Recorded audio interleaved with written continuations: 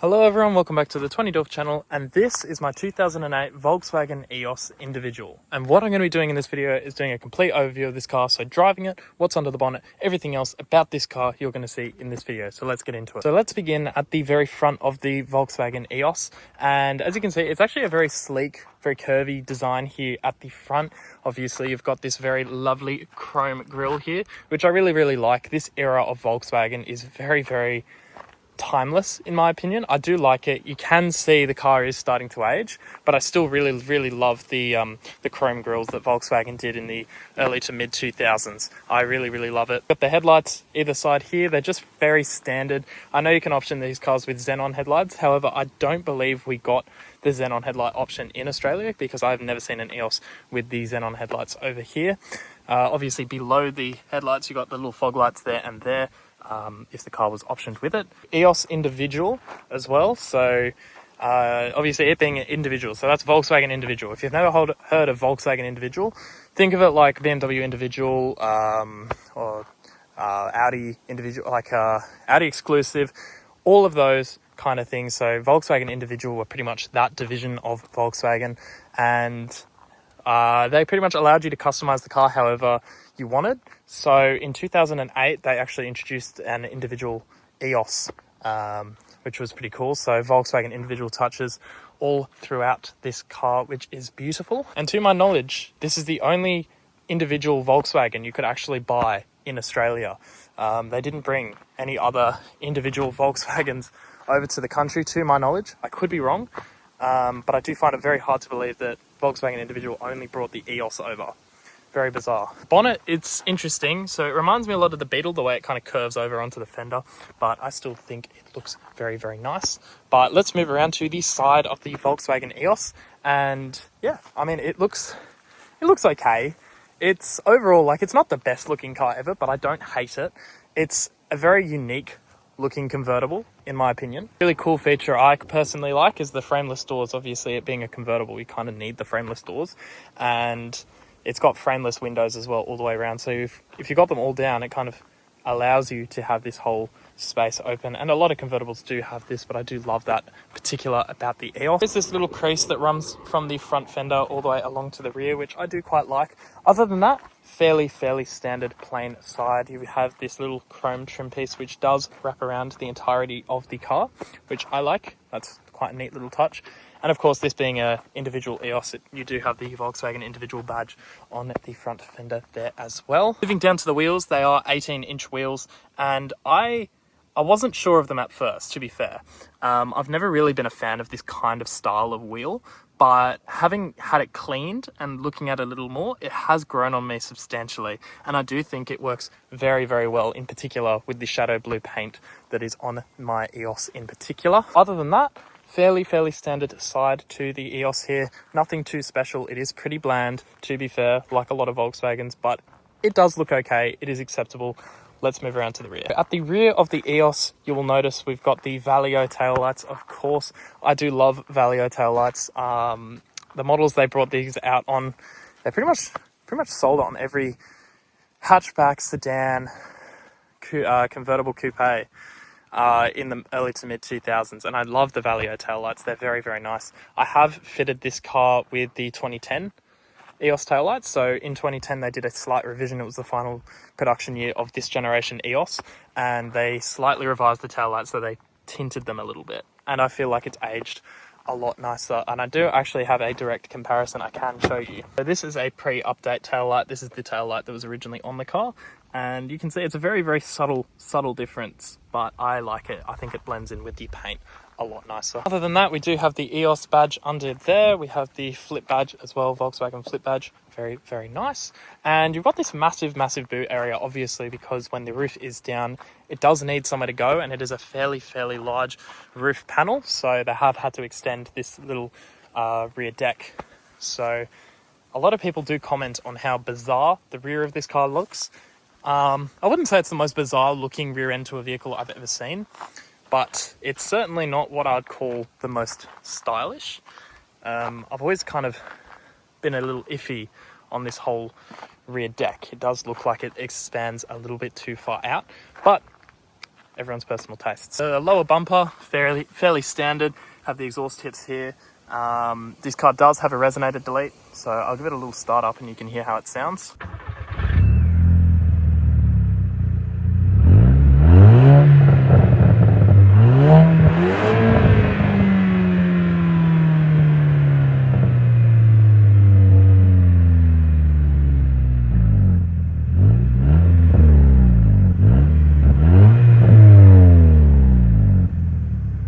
It sounds okay.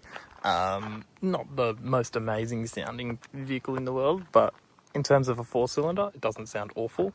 Having said that, let's go pop the bonnet and see what's under there. So under the bonnet of the Volkswagen EOS, in this particular car, you've got the 2-litre turbo EA113. So this is the engine straight out of the Golf GTI Mark V, and it's a relatively good engine.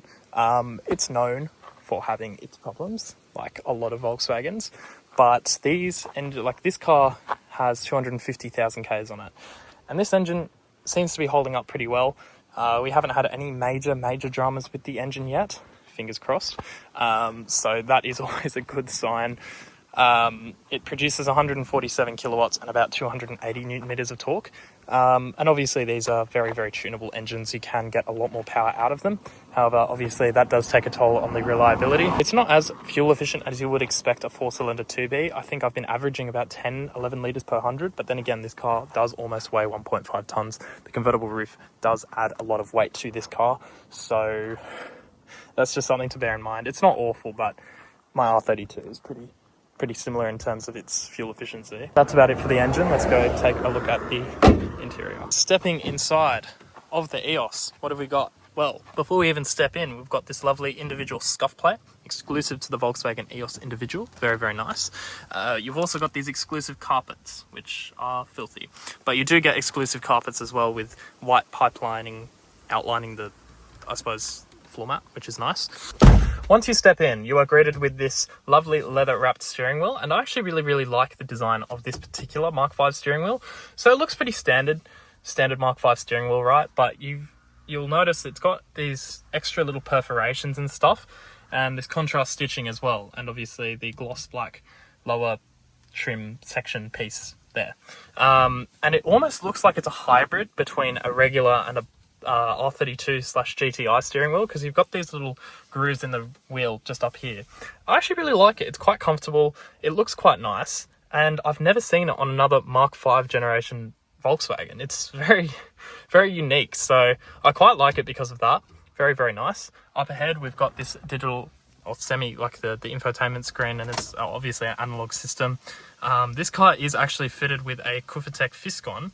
So it's got the EMFA menu, so you can see the digital speed readout, oil temp, water temp, battery level, and the RPM as well. And that is customizable to an extent as well. So that is quite cool. Moving around to the door card here, this is a EOS individual, and they did come in this lovely cream on black design. It looks quite nice, and it obviously carries over to the door cards here too. So this little section here is black, whilst the rest of it is cream, which is very nice. And you've got this very nice little gloss black trim piece there, which is again exclusive to the EOS individual. Mirror controls here does have automatically folding mirrors, which I think is quite nice. You've got your window control button there, so you can put all the windows down at once or put them all back up, that's fine. And then your regular window controls there, little grab handle, storage bin here, don't mind all the stuff in it.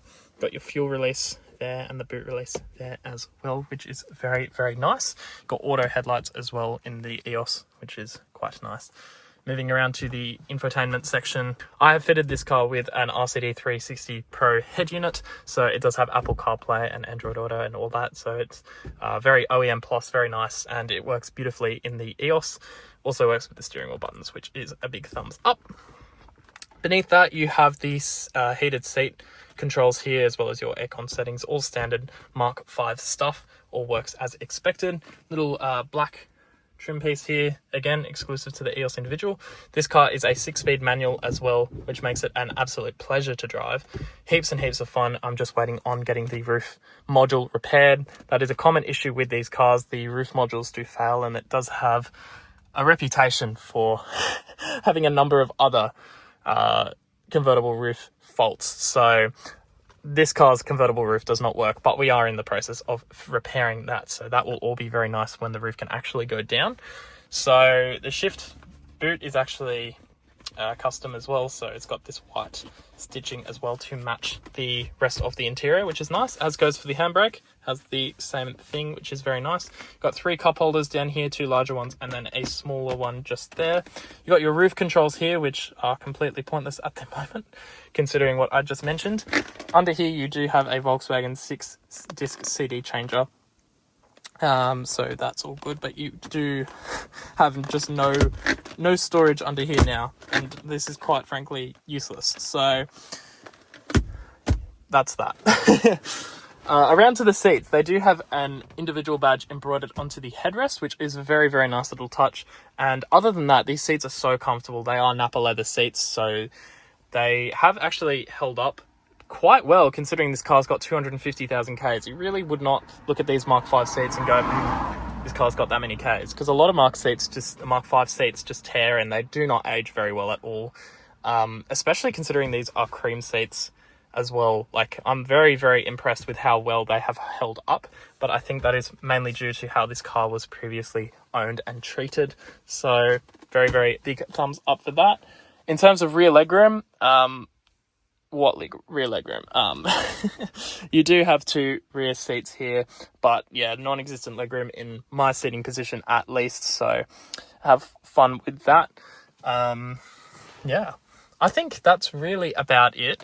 Other things I haven't mentioned about the individual EOS, you did also get factory sport suspension, so it is slightly lower than a standard EOS from factory, and it's slightly stiffer as well, so it makes it a little bit more dynamic to drive, which is very pleasurable. Apart from that though, I think I've pretty much ticked off everything else unique about the EOS individual, so I think all that's left to do is go and take it on a little drive. Here we are in the Volkswagen EOS individual, and it is a lovely, lovely place to be. So what we will do is go and take it on a little drive, and I am obviously going to use the Kurvatec Fiscon. I really, really like it. It is actually quite a valuable product. I was looking into it, and it's still worth about $500, and essentially all it was ever meant to be was a Bluetooth phone connectivity module. So it's a little adapter you put in behind the head unit, but it does have the eMFA, which I really, really like. That's all I use it for, and I did find it on the car. But putting the windows up, it's rattly. It's very, very rattly. Considering the age of this car, all of the rubber seals are pretty much gone. This car does have a reputation for water ingress as well, and yet everything is just shaky. Everything is rattling. Yeah, there are a lot of rattles in this car, but that is to be expected. It is an older convertible. Every convertible, hardtop convertible at least, will do this at some point in its life. That's just how it is. You really can't avoid it. That's just what happens when convertibles age. They really just do get really, really squeaky and annoying. But that's not to worry, because I will hardly ever drive this car with the roof up once the roof control module works. But we're coming up to a little straight here. Pull the little windows down, drop a couple of gears, and see what this has got.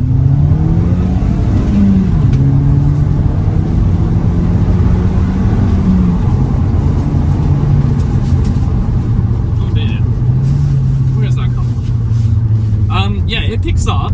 It's not the world's fastest car. This car also does have a low fuel pressure warning little code that's been spewed, so it does have low fuel pressure at the moment, so it isn't quite performing as it should, but this is okay. It still does pick up pretty well.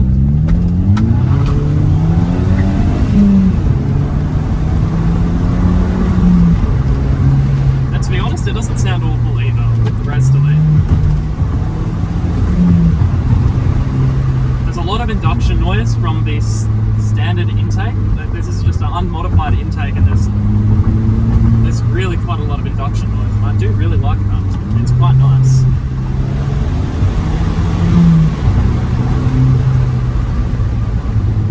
This car's a lot of fun. It really is, especially it being manual as well. I did used to have an EOS. It was a DSG. And that car was also quite fun, but personally, manual, convertible EOS. You really can't go wrong.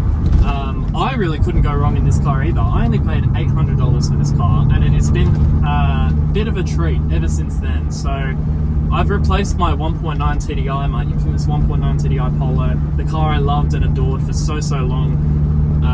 I've replaced it with this as my new daily because it got in an accident and I really couldn't be bothered to fix it, and I just did not enjoy driving that car every day.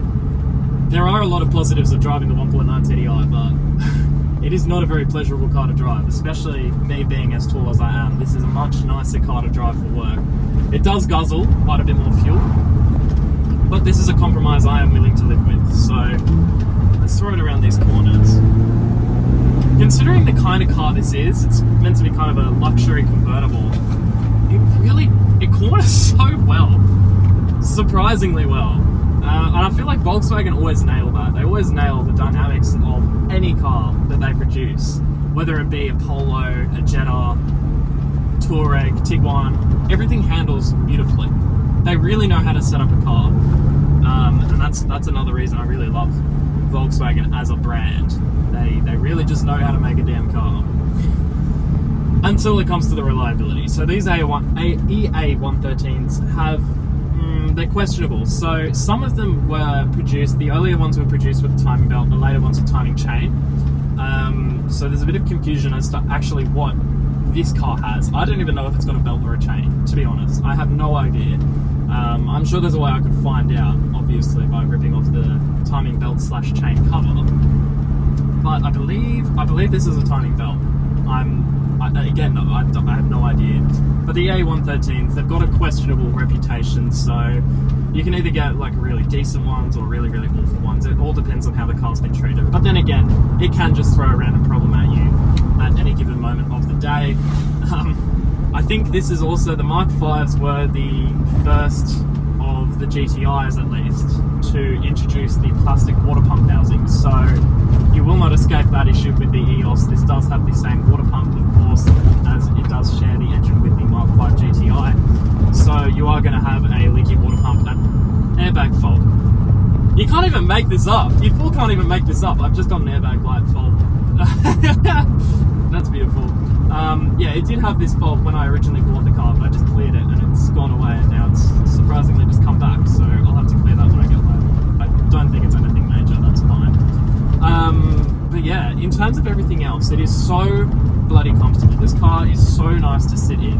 I could literally, I mean, I'm going to take it to Brisbane very shortly, and it is going to be an absolute pleasure to drive up there. It's just, it's comfortable. Like, yeah, the rattling is annoying, but once you're blasting the sound system or music through the sound system, you really can't even notice it.